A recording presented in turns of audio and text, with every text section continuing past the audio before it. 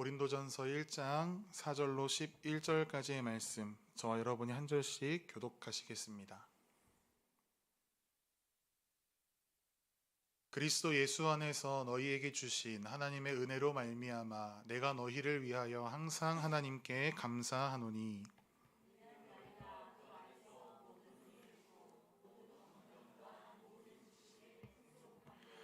그리스도의 증거가 너희 중에 견고하게 되어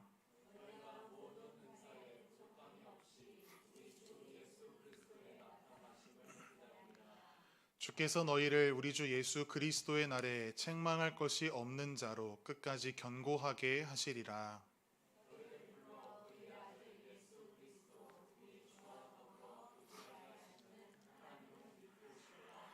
형제들아, 내가 우리 주 예수 그리스도의 이름으로 너희를 권하노니 모두가 같은 말을 하고 너희 가운데 분쟁이 없이 같은 마음과 같은 뜻으로 온전히 합하라.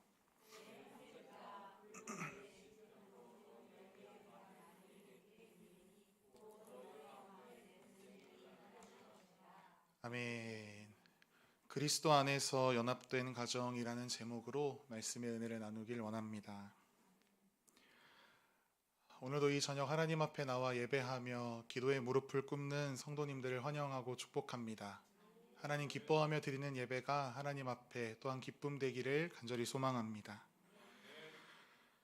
오늘은 5월 첫 번째 금요일, 온가족 금요 예배로 하나님 앞에 나아갑니다. 이 시간은 우리가 단순히 가족과 함께 앉아있는 것에서 만족하는 시간이 아니라 우리 가정의 영적인 상태를 하나님의 말씀 앞에 비추고 각 가정들을 향하신 놀라우신 은혜와 뜻을 발견하며 나아가는 이 복된 기도의 자리가 되기를 간절히 소망합니다. 여러분에게 한 가지 질문을 드리며 시작하고 싶습니다. 요즘 여러분의 가정은 어떠십니까? 괜찮으신가요? 평안하신가요? 너무 감사하네요. 이렇게 우리가 보통 우리 가정은 괜찮습니다 라고 이야기합니다. 큰 문제도 없고 큰 싸움이 없기 때문입니다. 그런데 우리가 조금 더 깊이 들여다보면 우리 안에는 보이지 않는 작은 균열들이 존재하는 것 같습니다. 같은 공간에 있지만 대화가 점점 줄어드는 관계, 사소한 말에 마음 상했지만 그냥 넘기고 쌓아두는 마음, 왜 나만 이라고 하는 서운함, 자녀들 사이에 보이지 않는 비교, 혹은 형제들 사이의 경쟁, 서로를 세워주기보다 판단하는 신앙의 태도 등등이 우리가 알지 못하는 곳곳에 자리하고 있습니다. 그래서 제가 여러분에게 여러분의 가정은 괜찮으십니까? 라는 질문을 드린 것입니다. 제가 방금 말씀드린 이 내용들을 잘 생각해 보면 우리 가정들 가운데 대부분 다 겪어보신 일들일 것이다 라고 생각합니다. 아마 이것이 일상처럼 익숙한 분들도 계시겠죠. 괜찮아 하며 우리가 가볍게 여길 수 있으나 사실 그렇지 않습니다. 이것들은 겉으로 드러나지 않기 때문에 오히려 더 위험합니다. 조용히 관계를 무너뜨리는 작은 분열이기 때문입니다. 이 작은 분열, 이 작은 균열을 막아내지 못하면 더 큰 틈이 생겨버리고 마는 것이지요. 어떤 가정이 있었다고 합니다. 겉으로 보기에는 모든 사람이 보아도 정상적인 가정. 그런데 이 가정이 상담사를 방문해서 상담하는데 이렇게 이야기하는 것입니다. 우리는 안 싸웁니다. 그런데 대화도 하지 않습니다.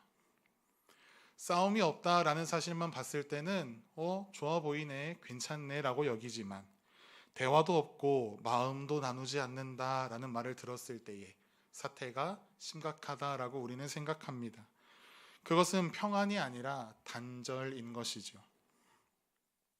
오늘 본문 속의 고린도 교회도 그랬습니다.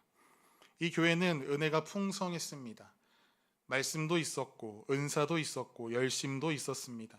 그러나 그 안에는 파벌이 있었고 비교가 있었고 교만과 분열이 있었습니다. 한마디로 정리하면 은혜는 넘쳤으나 하나됨은 무너져 있는 공동체, 그 공동체가 바로 고린도 교회였습니다. 그래서 오늘 사도 바울은 이 고린도 교회에게 편지를 쓰기 시작하면서 중요한 것들을 붙들고 있습니다. 너희는 무엇 위에 서 있느냐? 너희는 과연 하나 된 공동체이냐? 그런데 이 질문은 비단 이 시대 가운데 있었던 고린도 교회에게뿐만 아니라 오늘 이 말씀 앞에 선 우리의 교회와 우리의 가정에도 향하고 있습니다. 오늘 이 고린도 교회를 향한 사도 바울의 권면을 통해 교회와 가정 가운데 속한 우리에게 깨닫게 하시는 하나님의 은혜가 넘쳐나기를 간절히 소망합니다. 그렇다면 사도 바울이 왜 고린도 교회를 향하여 이런 질문을 하였는가 우리가 보니까요. 그들 안에는 심각한 문제들이 있었습니다. 앞에서 말씀드렸던 것과 같은 겉보기에는 말씀도 있고 은사도 있고 열심히 있는 활력 있는 교회처럼 보였습니다. 그러나 그 깊은 내막에는 분열이 있었습니다. 자랑으로 인한 비교가 있었습니다. 지식의 말과 능력을 가지고 내 옆에 있는 지체보다 내가 더 우위를 차지하고자 하는 그런 마음들이 있었습니다. 분명한 것은 그들 안에 하나님께서 주시는 은혜는 각자에게 넘쳤으나 하나됨은 무너져 있던 공동체였다라는 것입니다. 그렇다면 하나님께서 교회와 가정 가운데 은혜를 주신 이유는 무엇일까요? 여러분 생각해 보신 적 있으신가요? 하나님께서 교회와 가정 가운데 왜 은혜를 주셨는가? 저를 한번 따라해 보실까요? 은혜는 공동체를 세우기 위해 주어졌습니다. 우리 함께 오늘 본문 4절에서 7절까지의 말씀을 다시 한번 읽도록 하겠습니다. 시작. 그리스도 예수 안에서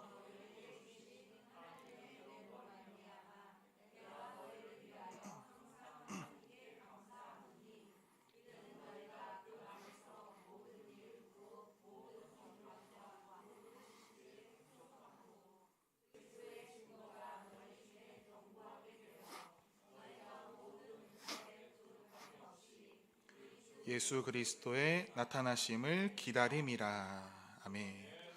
사도 바울은 고린도 교회에게 편지를 시작하면서 먼저 감사로 시작합니다. 너희가 그리스도 안에서 모든 은사에 부족함이 없다라는 칭찬과 감사로 써내려갑니다. 굉장한 칭찬입니다. 고린도 교회에는 분명히 풍성한 은혜가 있었습니다. 그러나 바울은 거기에서 끝나는 것이 아니라 그 다음을 바라보고 있는 것입니다. 그 은혜가 지금 어디를 향하고 있는가? 진짜 사도 바울이 몰라서 물었을까요? 그렇지 않습니다. 고린도 교인들로 하여금 자신들의 문제를 파악하라고 던진 질문이었습니다. 하나님께서 우리에게 은혜를 주신 목적은 너무나도 분명합니다. 나를 높이기 위해서가 아니라 공동체를 세우라고 허락하신 것이 바로 은혜입니다. 그런데 고린도 교회는 그 은혜를 자신을 높이는 자랑의 도구로 사용했습니다. 말 잘하는 사람은 말로 자신을 드러내고, 지식 있는 사람은 다른 사람 위에 서고, 은사 있는 사람은 인정받고자 했습니다. 그래서 결국 그들 각자에게 있었던 은혜가 그들이 속한 공동체를 세우지 못하고 오히려 분열을 얘기해낸 것입니다. 그런데 이 땅의 많은 교회들이 이와 같은 문제들을 경험합니다. 어떤 집사님은 기도를 열심히 합니다. 어떤 집사님은 봉사를 굉장히 열심히 합니다. 너무나 좋지요. 그런데 어느 날 서로를 보며 이렇게 생각합니다. 내가 저 사람보다 기도 더 많이 하지. 내가 저 사람보다 더 봉사 열심히 하지. 이렇게 은혜가 서로를 세우는 통로가 아니라 비교의 기준이 되는 순간 그 공동체는 무너지기 시작하는 것입니다. 공동체의 작은 틈이 발생한 것입니다. 우리의 가정도 같습니다. 가족 구성원 모두가 같은 성격, 같은 스타일이 아니라는 것을 우리는 너무나 잘 알고 있습니다. 가족 구성원 중에 어떤 사람은 성격이 부드럽고 어떤 사람은 책임감이 강하고 또 가족 중에 신앙이 가장 뜨거운 한 사람이 있습니다.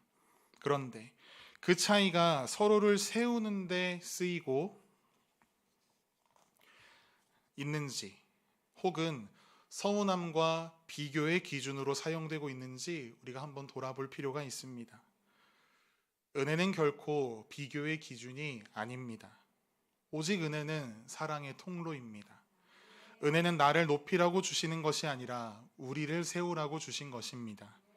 우리가 이 사실을 기억하며 나아갈 때 우리의 속한 우리의 가정과 교회가 든든히 하나님 안에 세워져 갈 줄 믿습니다. 그렇다면 우리가 속한 공동체는 그 은혜를 가지고 어디에 서야 할까요? 저를 다시 한번 따라해 보시겠습니까? 공동체는 하나님 중심 위에 세워져야 합니다. 오늘 본문 8절과 9절 말씀 함께 읽겠습니다. 주께서 너희를 우리 주 예수 그리스도의 날에 책망할 것이 없는 자로 끝까지 견고하게 하시리라. 너희를 불러 그의 아들 예수 그리스도 우리 주와 더불어 교제하게 하시는 하나님은 아멘. 본문에서 사도 바울은 확신합니다. 주께서 너희를 끝까지 견고하게 하시리라. 사도 바울의 이 말은 자신의 인간적인 주관과 판단으로 내린 결론이 아닙니다. 이 말은 하는 사도 바울의 판단과 확신의 근거는 단 하나입니다. 하나님은 미쁘시다. 미쁘다. 무슨 뜻입니까? 우리가 믿을만 하고 의지할 만한 신실하신 하나님이라는 뜻입니다. 우리가 속한 교회와 가정이라고 하는 이 공동체를 붙들고 있는 존재는 사람이 아닙니다. 오직 하나님이십니다. 애초에 처음부터 교회와 가정은 하나님께서 시작하셨고 하나님께서 우리에게 선물로 주신 공동체입니다. 하나님께서 교회와 가정을 만드셨는데 그 공동체가 흔들린다면 이유는 단 하나입니다. 환경이 아니라 그 공동체의 중심이 하나님으로부터 벗어났을 때 흔들립니다. 우리가 머릿속으로 수레바퀴를 한번 떠올려 보실까요? 바퀴에는 여러 개의 살이 있습니다. 그런데 모두가 한 중심의 축을 향하여 바퀴를 이뤄서 수레를 받치고 있습니다. 그런데 이 바퀴의 중심축이 흔들린다라고 우리가 생각해 본다면 수레가 무너져 버리고 맙니다. 수레바퀴의 살이 부러져 나갑니다. 우리의 교회와 가정도 그렇습니다. 각자의 역할도 물론 중요하지만 더욱 중요한 것은 그 중심이 어디에 있느냐가 더 중요합니다. 여러분이 속한 가정의 그 구성원들이 우리가 한 가족이다라고 이야기하게 된 이유가 무엇인가요? 혈연이라고 하는 단순한 그 어떤 우리가 그 부모님으로부터 태어나서 혈연이다라는 그 이유 때문일까요? 아닙니다. 우리는 같은 예수님께 부르심을 받은 공동체입니다. 우연히 이루어진 것이 아니라 어쩌다 생겨서 이 세상에 태어난 것이 아니라 하나님께서 묶어주신 공동체입니다. 그렇기 때문에 우리의 가정이 회복되는 길은 서로를 바꾸고 변화시키기 위하여 아둥바둥하는 것이 아니라 우리를 하나로 묶으신 하나님을 다시 우리의 교회와 가정 가운데 모시는 것입니다. 하나님을 중심에 모시고 함께 기도할 때, 함께 예배할 때, 함께 한 분 하나님을 바라볼 때 우리가 속한 교회와 가정은 다시 하나로 묶입니다. 하나님 안에서 가정의 어려움을 논하십시오. 하나님 안에서 가정 안의 기쁨의 이유들로 인하여 기뻐하십시오. 또한 하나님 안에서 슬픔도 나누십시오. 하나님께서 주신 이 교회와 가정이라고 하는 공동체는 하나님 중심이 무너지면 무너지고 하나님 중심이 세워지면 회복되는 공동체입니다. 이것을 날마다 기억하며 살아가는 우리가 되기를 또한 소망합니다. 마지막으로요. 그렇다면 우리가 왜 이토록 하나 되는 것에 열심을 다해야 하느냐라는 것입니다.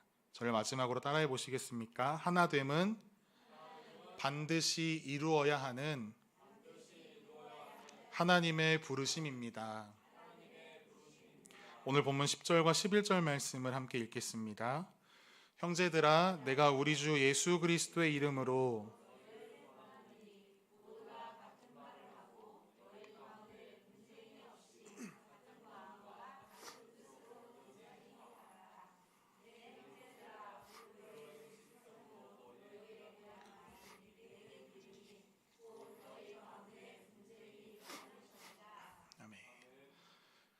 사도 바울은 인사를 마치고 나서 바로 강하게 권면합니다.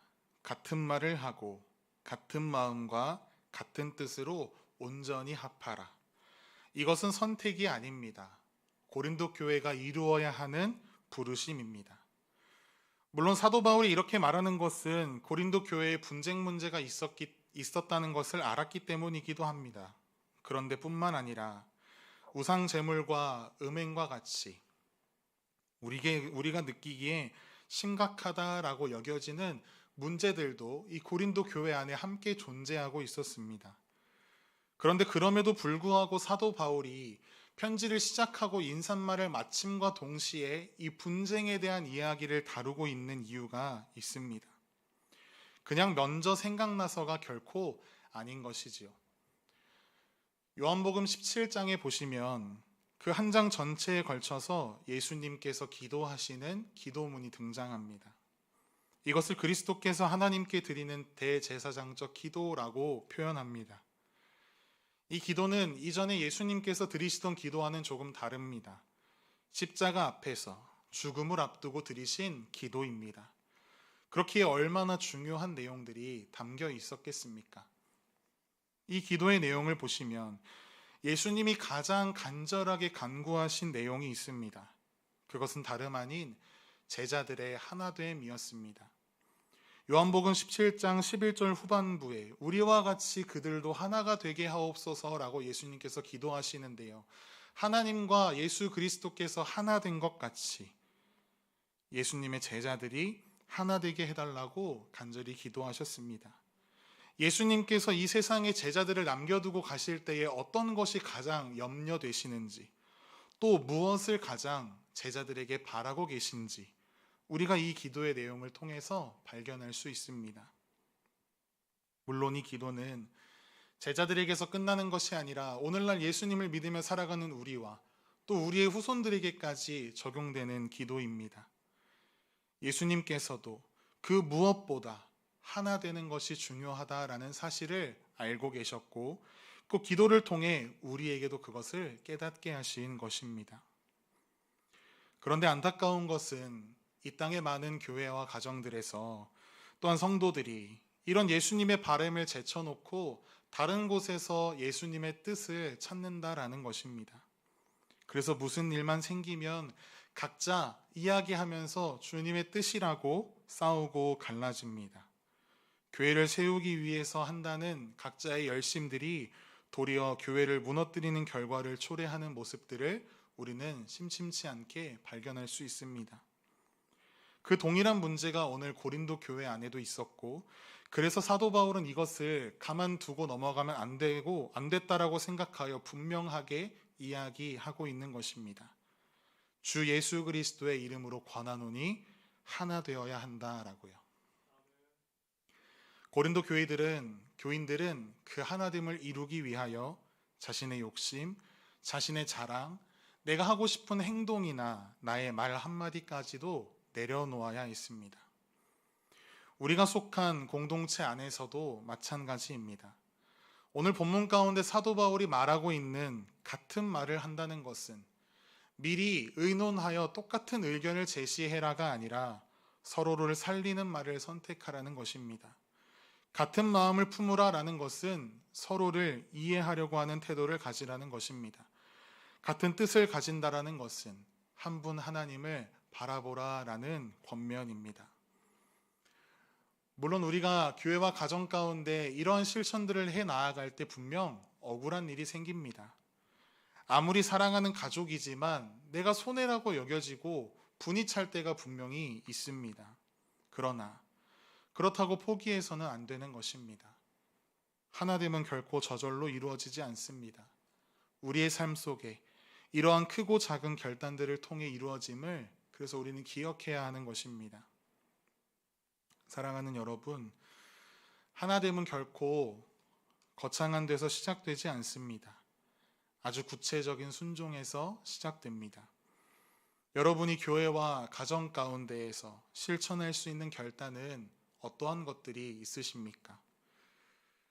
오늘 하루 가족에게 따뜻한 말 한마디를 건네는 것, 마음에 걸리는 일이 있다면 먼저 다가가서 미안하다 이야기하는 것, 또한 고맙다라고 이야기하는 것.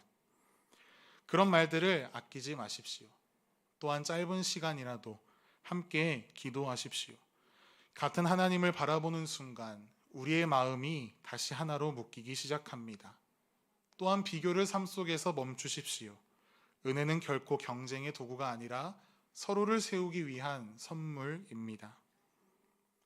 오늘 본문 가운데 이 고린도 교회를 향한 사도 바울의 외침은 오늘날 우리의 교회와 우리의 가정을 향해 외치는 하나님의 말씀입니다. 같은 말을 하고 같은 마음을 품고 같은 뜻으로 하나 되라. 오늘 이 말씀 앞에 결단하며 서는 우리의 삶을 통해 사랑하는 우리의 가정과 우리의 교회가 예수님 안의 은혜로 세워져 가는 하나님께서 기뻐 받으시는 공동체로 하나님 앞에 드려지기를 간절히